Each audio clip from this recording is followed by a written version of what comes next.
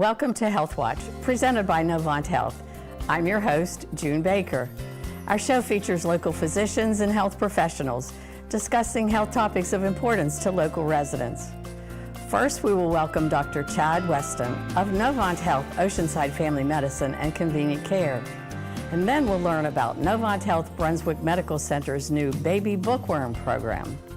And then Patty Hewitt will tell us about the Brunswick County Sheriff's new initiative to combat opioid addiction. And finally, Natalie Clark, Novant Health's volunteer coordinator, who will join us to share information on new volunteer opportunities. Stay tuned to learn about these and other valuable health topics with HealthWatch.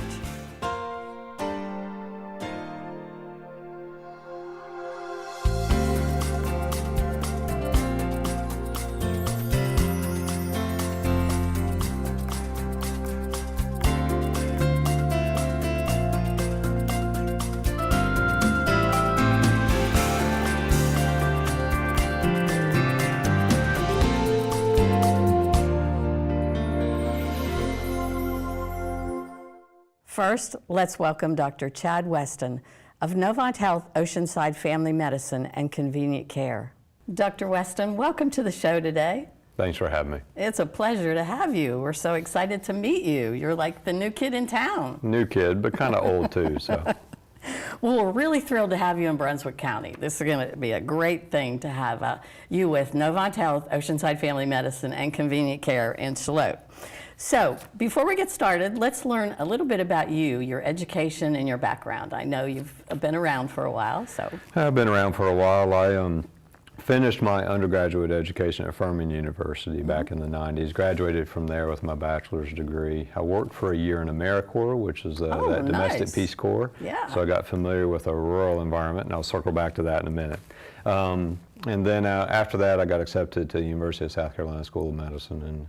And my medical school class was a class of about 70, and its charter in the state was to generate primary care. So it made sense that if I was going into family medicine, that was the direction to go. And then I looked for residency training after graduating from medical school, residency training in family medicine, and matched to a program north of Charlotte at Northeast Medical Center, Cabarrus Family Medicine. Well. And so that's where I did my training in residency. I served as a chief resident there, and then just got folded into opening a new practice within Cabarrus Family Medicine. So I opened a practice with a couple of colleagues after graduation, and was there until this fall, and decided, you know, I needed to kind of change up my career. So here I am. Why Brunswick County? For a couple of reasons. I think for me, Charlotte became more urban than I was, I guess, where I'm inclined to care for folks in a more rural environment. So I think for that reason, it reminds me a lot of where I used to live before it became a more urban area. And I think also there's a lot of opportunity. This is one of the fastest growing counties in the area. A lot of opportunity kind of north and south of us just in this region here. And you know, a Novant system is a good system. It is a good system. I had a lot of colleagues who I've either graduated from residency with, and I've worked with just across the aisle, if you will, in hospital systems, and I think it's a good system to be a part of. Well, that's really interesting. I know that we are short of primary care in this area, good primary care, and that's the key to everything. And so if we can take good care of people in family practices and stuff, then everything's gravy after that. So let's talk a little bit about your role at Novant Health Oceanside Family Medicine and Convenient Care. So that's a great practice. Dr. Eisenhower has done a phenomenal job with that practice, and there's excellent providers there. Tell me what you do there. So my role is being a family doctor, which means I take care of all ages, 0 to 100 and something, depending on the oldest patient I have. And so it's often called cradle-to-grave medicine. In other words, you know, I kind of help guide people through different decades in their life. And having been through a couple of decades myself, I think, you know, I'm doing what I can to help people through just adapting themselves to an ever-changing body. And at some point, we're all going to get a little older. Not much we can do about that, but my hope is to keep people out of the office. I know that's a bad business plan, but the idea is to keep people as healthy as possible to keep their medical problems as small as possible, and so that they're out there living the life that they want to live. But I particularly enjoy, addressing the health needs and the preventive care aspect of that, because I do think that there's a lot of merit to preventing illnesses before they become, significant and expensive and life-changing. And so, and I try to live by that. I try to sleep adequate amount and try to eat my fruits and vegetables and exercise regularly. And so those are my passions, and my hope is that I can coach my patients. Right, and that's a great word, coach. Yep. I think that's important to note. So you take care of infants, babies, new babies. Correct. So everything from day one. Now, I used to deliver babies, but I got out of that business. Right? Got out of that business when I had a family of my own and had to make a decision about, finding that balance to my career. But that's certainly, I enjoy that age and enjoy adolescence. I have 4 children of my own. They're all getting a little bit older. But, it's a big part of a family's life. And it's interesting, my perspective, caring for children as they grow up, you don't ever have to leave me. Right. I can care for you through all parts of your life. That's true. That's a great point. Yeah. That's a great point. What I like about family medicine is that you get you get the grandmother, the grandfather, the sons, the daughters, the grandchildren, and there's so many family dynamics going on, and I think it gives you a better insight into that patient and their care. Well, I think so, and I think that if people feel like you relate to them on a level that is personal and meaningful, then what you say carries some weight. It's not me coming in telling you what to do and I'm, aloof and distant. Right. I'm in the community with you. I'm at the grocery store with you. I'm at the ball field with You'll you. be at the Food Lion. Right. I mean, I'm involved with people on that level and not afraid to do that. That's an important part of what I do, is take care of a community as well as the individual in front of me. Right. Right. You've given us a lot of insight into your methods of treating patients, but I wonder, is there a special area of focus that you enjoy in medicine? Yeah, one of the reasons why I'm in family medicine is because I didn't feel subspecialized. I didn't want to be a specialist in the right earlobe.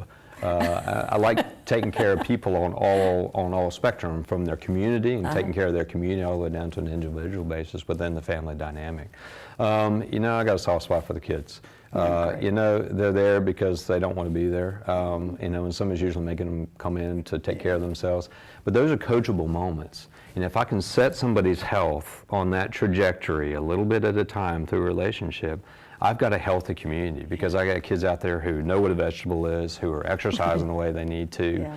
And, they're kind of coaching their parents a little bit. That's true. By proxy. I mean, the parents are out there at the track and the kids sit there playing a ball game. Well, they're going to walk the track, those kind of things. That's great.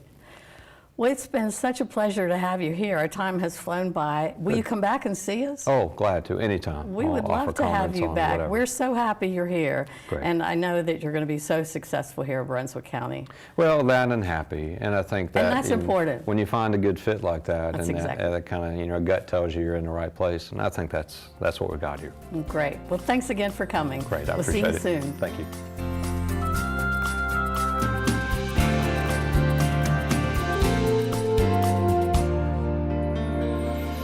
Now, let's welcome Cindy Cheatham and Dot Herr to learn more about the Baby Bookworm program. Well, welcome to the show today, Dot and Cindy. It's such a pleasure to have both of you. Thank you. Thank you. Now, I know that our viewers would love to hear a little bit more about you guys. So, Cindy, let's start with you. Tell me about yourself and what is your role at Novant Health Brunswick Medical Center? Well, I'm the development manager for Novant Health Brunswick Medical Center Foundation, and my role is to help raise money for different programs that we have there at the hospital. Awesome job. How about you, Dot? Tell me about the Literacy Council and you. Okay.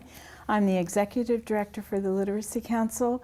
Our main purpose is to help adults learn to read, get their GED, or learn English as a second language. Nice.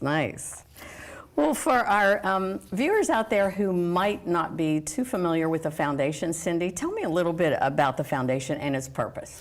Well, the foundation is the nonprofit. We are a nonprofit hospital, of course. Of course. And as a nonprofit, we are charged with raising funds for different programs that are not met by the capital needs or that are not reimbursed. Mm-hmm.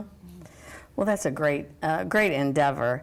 And Dot, with the Literacy Council, do you survive on like volunteers and donations and things like that? Yes, we have 3 employees only. Wow. 2 of them are part-time. Big job. So everything we do is through volunteers. All of our tutors are volunteers. And then I write grants and have fundraisers to Kind of help like the give- foundation. Yes, then. Exactly. Yeah. Well, I understand that the 2 of you have kind of joined forces in this, and there's a new program at Novant Health Brunswick Medical Center and in our community. So, Cindy, tell me about Baby Bookworm. Baby Bookworm. Well, I had known Dot for probably about 15 years. I knew Really? she was the executive director at the Literacy Council, and I contacted her about a possibility to join forces and collaborate to receive some funding for these books that we have, to really try to combat the literacy problem that we have. And I was just really astounded at some of the statistics that Dot shared with me, so it just seemed like a perfect partnership to try to get some of those funds that were available. Well, tell me about the books. Now, who gets the books? Well, the books are given to every newborn baby at Novant Health, and this past year in 2017, we had over 500 new babies I saw born. that. Yeah, so it's a really exciting time. And when Dot had shared with me that there was a 40% illiteracy rate in Brunswick County, I thought, you know what, this is a great time to just give every newborn baby a new book.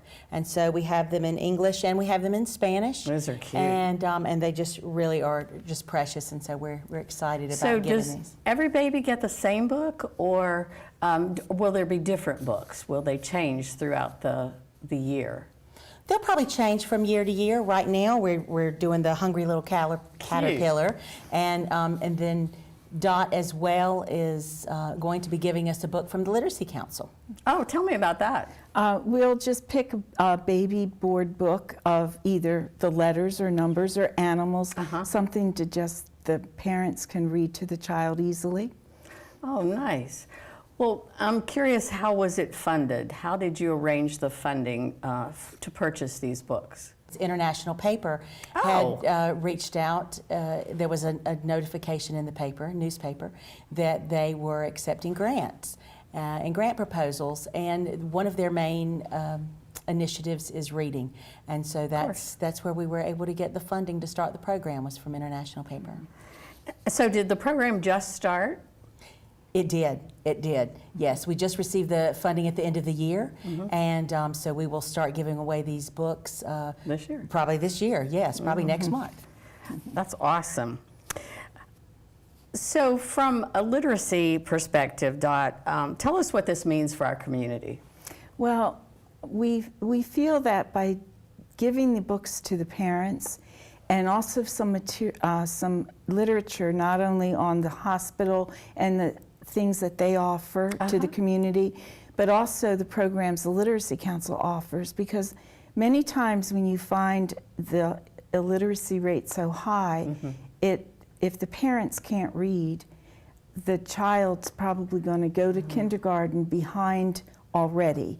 So we're hoping by doing this, number one, when the parents see it, they will reach out to us and want to take advantage of our services. And then these children will have an opportunity when they start school to be right at the level of the other children in their class. So when the books are given out at the hospital to the new babies, there will be literature and information about the Literacy Council and what services that are provided there? Yes. That would be a great... So we'll have information from the Literacy Council as well as from the library on how to apply for a library card. Well, that's awesome. Well, if there's anyone out there in the community that's interested in getting involved in this, or the Literacy Council, how might they go about that? Well, number one, if they wanted to get involved in this program alone, and maybe they'd want to sponsor the next book that we give out. Or I know that the hospital's always looking for volunteers, and maybe they'll allow some of our volunteers to come in and actually give them to the parents when their child's born. Oh, that would be nice. That would be a nice idea. And are you currently accepting new volunteers at the Literacy Council? Always. In fact, tomorrow we have an orientation class. Well, that's great. And are there certain qualifications or education necessary to become a Literacy Council volunteer? No, but it seems that most of our volunteers do have some education background I would or think. business background, but you know, we not only teach to read, there's so Right. many other things. things. I tell you, the biggest need we always have is math tutors. And that's Well, always great. difficult. Well, this is a good way to get that Yes. information out. So hopefully we'll get some new volunteers for you Yes. from the show. Thank you. But thank you so much for being here today. It was great to have Thanks. both of you, Cindy and Dot, and I think that's a great idea with the books. And they're so cute, so I'm excited to see the first baby get a book. We'll have to have some pictures. Yes, Oh, yes. definitely. All right, come back and see us soon. Great, thank you. Thanks.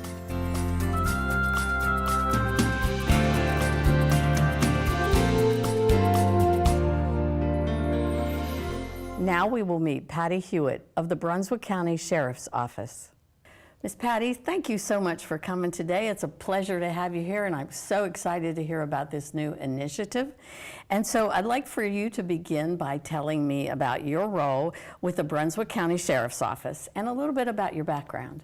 Thank you for having me, Ms. Joan.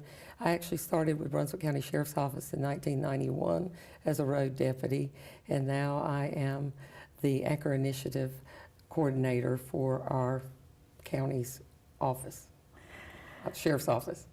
And I didn't realize you were a road officer. Yes, ma'am. How I have. cool is that? It's been pretty cool. I have been a road deputy. I have been a narc agent.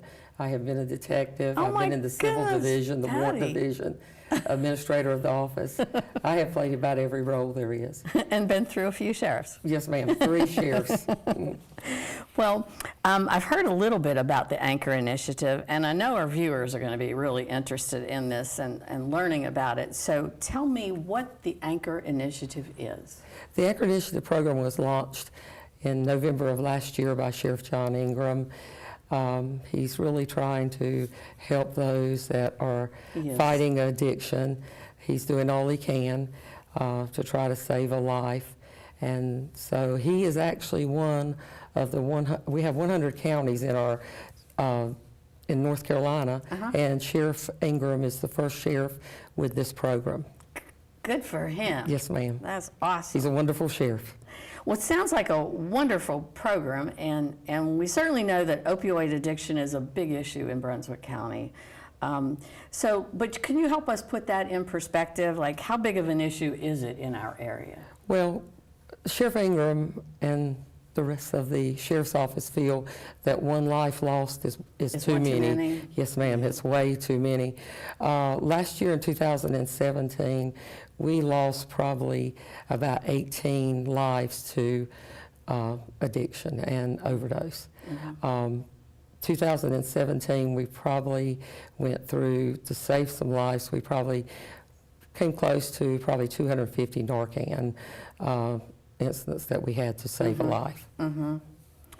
And so what sets this initiative apart? What is the Anchor Initiative? How is the Sheriff's Office, how does this all work? Well, that's a good question. A lot of people kind of get scared to come to the Sheriff's Office because they're like, oh, I'm going to be arrested, and that is far That's from not the the truth. case. No, ma'am.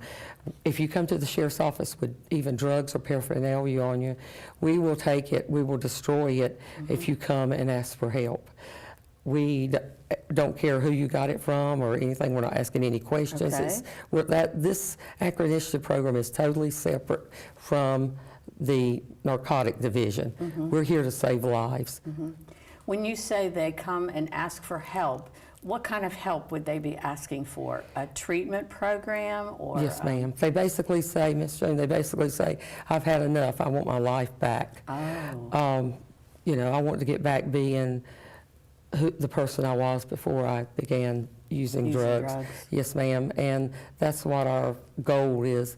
And when they come in and ask for help, we initially sit down and talk with them, do an interview, and then during the interview process, I am actually on the computer trying to find a place for a detox place for them to go, and we get them to detox, and then we get them onto a long-time recovery program.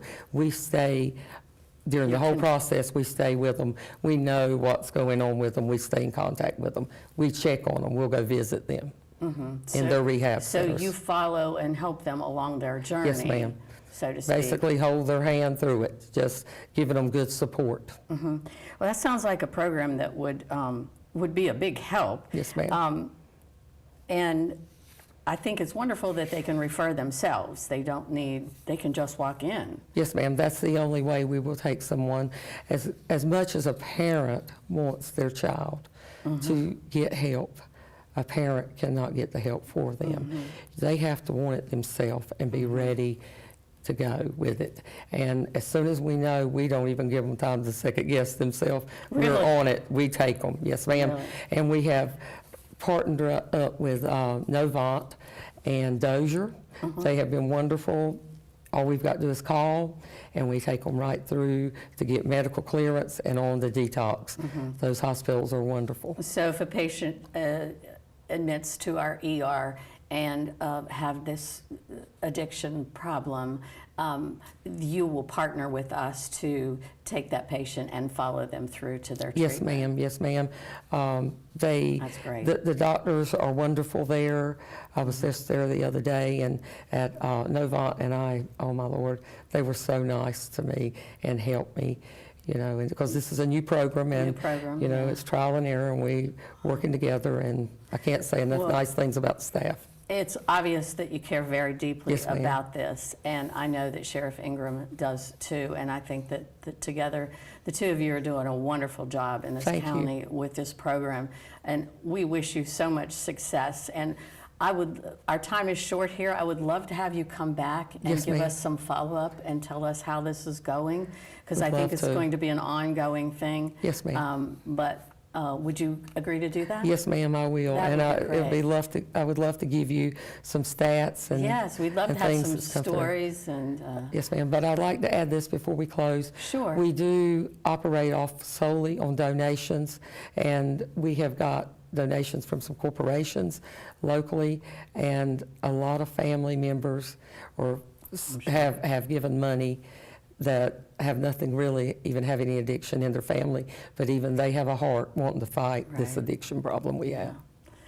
Well, thank you so much Thank you. for coming. It's a serious subject, and it's a very disturbing story, ma'am, it is. but it has to be told. So thank you for coming. Thank you, Ms. Jones. I look forward to seeing you again You very too, Ms. soon. Jones. Thank you.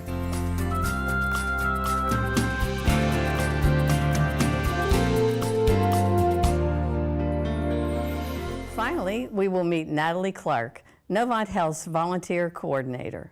Welcome to the show today, Natalie. It's a pleasure to have you back again. Thank you, June. I'm glad to be here. Good, good. Well, today we're here to talk about volunteer opportunities. And so remind our viewers a little bit about what you do at Novant Health. Sure, I'm the volunteer coordinator, and I assist the volunteers with their daily activities, ongoing support, help with some fundraising activities, the scheduling, the junior volunteer program, home volunteers, Wow, that's community a lot. events. Yeah. How long have you been at Novant Health? Since 2008. Long time. Yeah. Yeah. Well, last month on the show, we had the opportunity to meet Lynette Pinkston, who's the new manager for the endoscopy suite that's opened. Yes. And I understand that there's going to be some volunteer opportunities there, so we want to talk about that today. Sure. There sure are. We're looking for volunteers that would help take the patients to their pre-procedure rooms, help with check-in, maybe answering some phones, and transporting patients back out to their vehicles after their procedure via wheelchairs. Mm-hmm. So that's kind of what they do at the hospital too. They do similar jobs at the hospital. Yes. And this would be at the new endoscopy center, which Correct. is just down the street from the hospital. Yes, I think it's just in like 2.5 miles south. Yeah, it's just about 2.5 pretty miles. close. So that's going to be really nice. Are there particular days or times that the volunteer program needs? Sure. They're going to be open Monday through Friday from 7 a.m. to 3 p.m. and they'd love to have volunteers throughout that whole time. Throughout that whole time? Yes, ma'am. Remind me where it's located again. I know it's about 2.5 miles, but it's there where the Brunswick Sure. Medical Park is? Yes, and the address is 13 Medical Campus Drive and Supply, and just as we mentioned, 2.5 miles Right. south of Kind the of hospital. right past McDonald's. Yes. On the right-hand side there. Yes.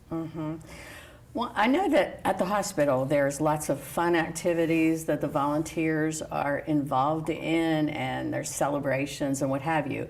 So I'm wondering if the volunteers who are housed or who staff the endoscopy suite, would they also be able to participate in those activities? They sure will. We have our volunteer recognition luncheon coming up in April.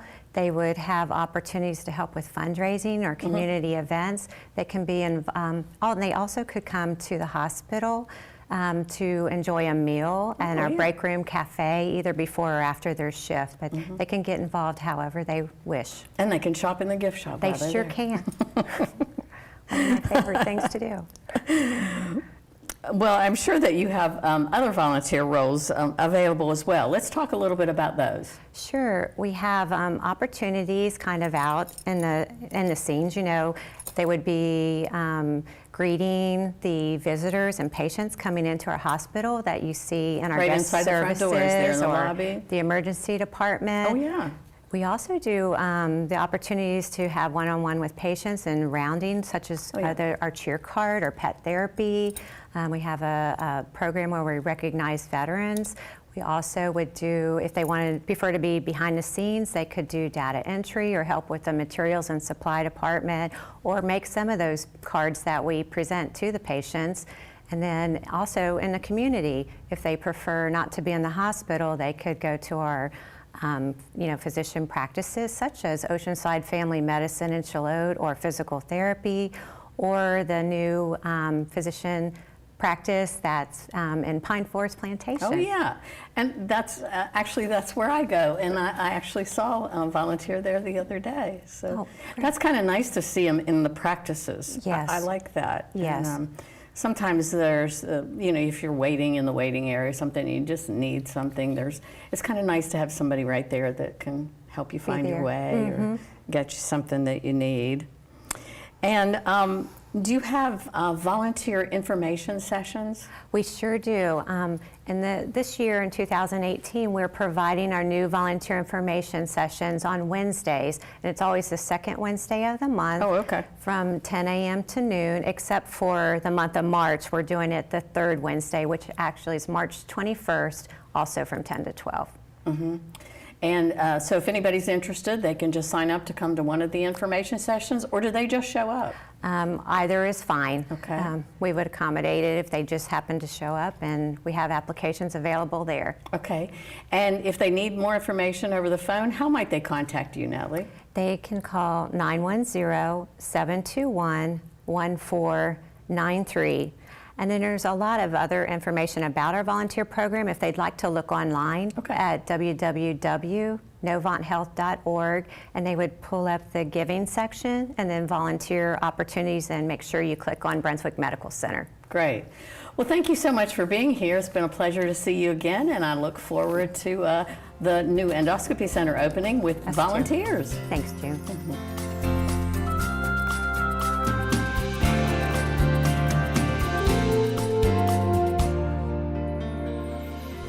Thank you for tuning in to ATMC TV's Health Watch. I hope this information was beneficial for you and your family. If you have any questions or topics that you would like to see discussed on a future show, please email them to atmctv@atmc.com. Visit novanthealth.org for more information on Novant Health Brunswick Medical Center, local doctors, and general health information. Thanks again for joining us today. Be sure to join us next time for Health Watch on ATMC TV.